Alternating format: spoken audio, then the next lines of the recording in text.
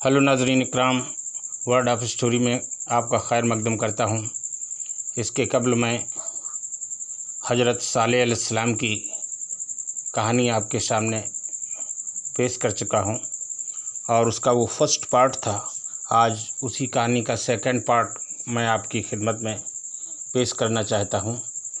और first part में मैंने बताया कि हज़रत सालेह अलैहिस्सलाम की कौम ने उनसे ये मुतालबा किया कि इस पत्थर से अगर एक 10 महीने की हामला ऊँटनी पैदा हो और वो पैदा होते ही एक बच्चे को जन्म दे तो मैं आप पर और आपके अल्लाह पर ईमान लाऊंगा। जब सालेह अलैहिस्सलाम ने अल्लाह ताला की बारगाह में दुआ की तो फ़ौरन उनकी दुआ अल्लाह ताला की बारगाह में कबूल हुई और जिब्रील अमीन ने आकर के बताया कि अल्लाह ने पहले से ही इस पहाड़ के अंदर ऊँटनी पैदा कर रखी है और तुम इन लोगों से इस मांग को कबूल कर लो और अपना अहद पूरा करो। लिहाजा उन्होंने उनके सामने अहद अपना कबूल किया, पूरा किया और अल्लाह के हुक्म से उस पहाड़ के 2 टुकड़े हुए और ऊँटनी पैदा हुई और ऊँटनी के पैदा होते ही उसने एक बच्चे को जन्म दिया। लेकिन वो कौम इतनी नाफरमान थी कि सालेह अलैहिस्सलाम पर ईमान ना लाए और ईमान लाने के बजाय उन पर एक जादूगर होने का इल्ज़ाम लगाया। आइए उसी का सेकंड पार्ट आपके खिदमत में हाजिर करते हैं। इंशाअल्लाह बहुत ही दिलचस्प ये वाक़या है और आप लोगों को बहुत ही पसंद आएगा। आइए शुरू करते हैं। इमाम नसई ने लिखा है कि उसकी जिस्म की लंबाई 100 गज थी, यानी उस ऊँटनी की लंबाई 100 गज थी। ऊंचाई उसके पाँव के 150 गज थी। जब वह ऊँटनी जंगल में चरने को जाती तो दूसरे मवेशी मारे डर के गांव से भाग जाते थे और जब वह गांव में मौजूद होती थी तो सब मवेशी जंगल में भागकर पनाह लेते।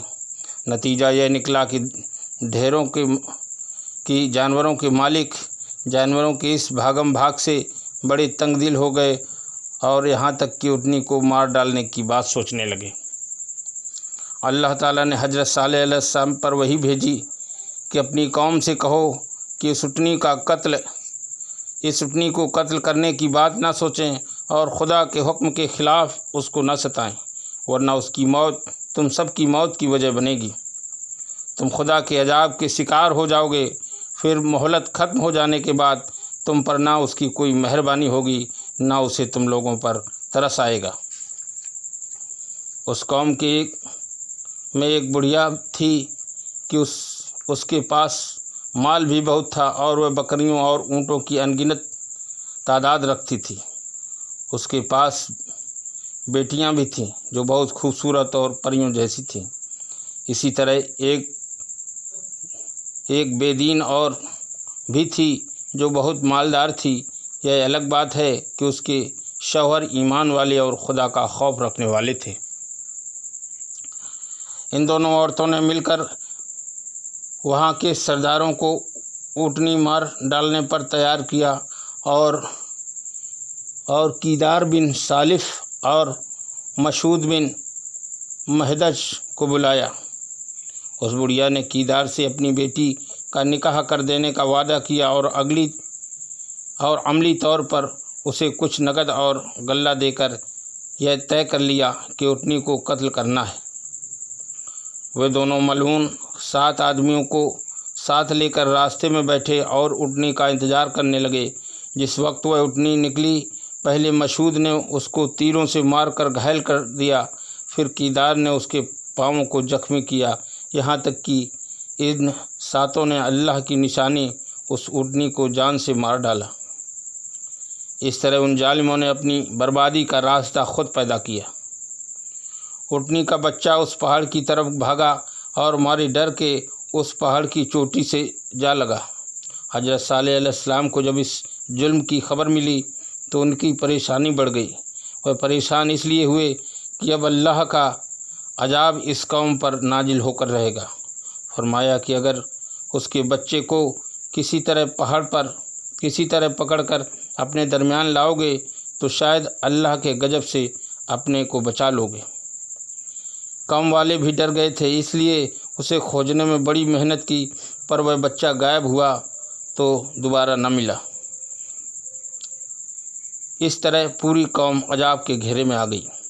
حضرت صالح علیہ السلام نے فرمایا کہ 3 دن کے بعد اب تم سب ختم ہو جاؤ گے اور عذاب آ جائے گا۔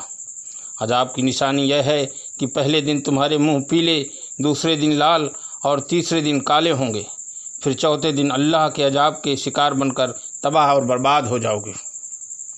دشمنوں نے جب یہ بات سنی تو انہوں نے حضرت صالح علیہ السلام کو مارنے کا ارادہ کر لیا اور چھپ کر گھات میں بیٹھے تھے۔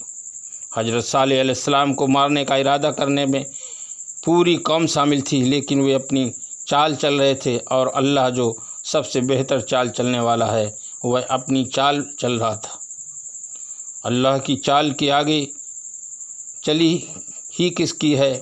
حضرت صالح کے گھر والوں کو جب معلوم ہوا کہ قوم کے لوگ ایسا کر رہے ہیں تو انہوں نے جا کر پوچھا کہ اگر حضرت صالح کے وعدے کے مطابق تم 3 دن میں فنا ہو جاؤ گے تو اللہ کے حضور اس بے ادبی سے تو تمہیں اور تکلیف ہی پہنچے گی، اور اگر حضرت صالح کی بات غلط ہوگی تو پھر تم جو چاہو کرنا، ہم سب اس وقت سمجھ لیں گے۔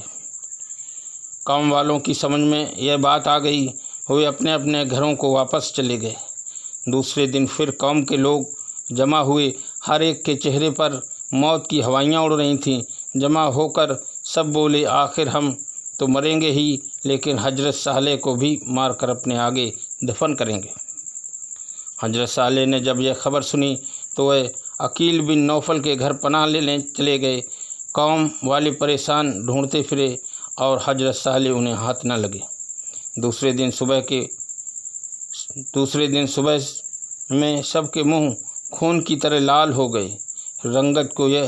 رنگت کی یہ تبدیلی دیکھ کر ان کی بے چینی بڑھ گئی، رونے پیٹنے لگے۔ پھر سنیچر کے دن ان کے چہرے بالکل کالے ہو گئے۔ کیا عورت کیا مرد، سبھی زندگی کا آخری دن سمجھ کر بے حد پریشان تھے۔ حضرت صالح اسی دن ایمان والوں کو ساتھ لے کر فلسطین چلے گئے، اور یہ بے ایمان انکاری اپنی بستی ہی میں پڑے رہے۔ اتوار کو صبح کو سمود قوم کے شیطانوں نے حنون کا کفن تیار رکھ کر زندگی سے چاو سے اٹھا لیا، اور پہر دن چڑھے ایک خوفناک آواز اوپر سے ان کے کانوں میں آئی۔ سب کے دل ٹکڑے ٹکڑے اور کلیجہ حصہ ہو گیا۔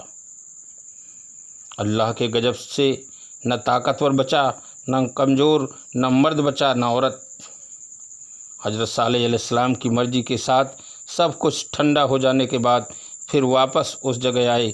قوم کی یہ حالت دیکھ کر روئے بھی بہت اور کافی سبق بھی لیا۔ پھر ایک مدت کے بعد وہاں سے مکہ کی طرف چلے گئے اور وہیں انتقال فرمایا۔ خدا کی ہی ذات فنا سے پاک ہے، باقی سب فنا ہونے والے ہیں۔